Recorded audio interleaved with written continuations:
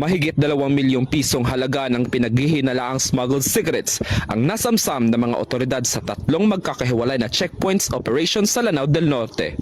Kabuuang 3,086 rims ng kontrabandong sigarilyo ang nakupiska sa sunod-sunod na operations noong Hunyo 19 hanggang Hunyo 21. Sa unang operasyon sa Pantar Regional Border Control Point noong Hunyo 19, naharang ng mga otoridad ang isang puting Mitsubishi vehicle mula Marawi City patungong Iligan City. Natuklasan sa loob ng sasakyan ang 536 rims ng Canon cigarettes na nagkakahalaga na mahigit 428,000 pesos.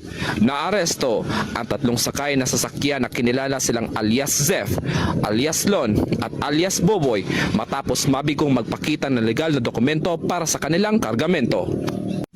Samantala, noong Hunyo 20 taong kasalukuyan sa Barangay Samburon, Linamon, Lanao del Norte, nasita ang isang Isuzu dropside truck matapos mapansing hindi nakasuot ng seatbelt ang pasahero. Sa masusing inspeksyon, tumambad sa mga kapulisan ang 1,750 rims ng Berlin cigarettes na may tinatayang halaga na 1.4 million pesos.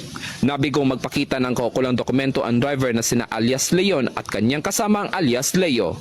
Kinabukasan, Hunyo 21 taong kasalukuyan, isa namang operasyon ang isinagawa ng Barangay Libertad, Kulambugan, Lanao del Norte. Nahuli rito ang isang Kia Bongo truck na may kargang 800 rims ng Boss cigarettes na nagkakahalaga ng 640,000 pesos.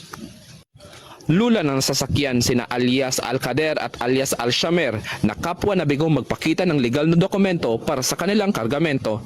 Sa kabuuan, umabot sa 2.46 million pesos ang halaga ng mga nakumpiskang smuggled cigarettes sa tatlong operasyon. Patuloy ang mahigpit na checkpoint operations ng mga otoridad sa Lanao del Norte upang mapigilan ang pagpasok at pagbiyahe ng mga kontrabando.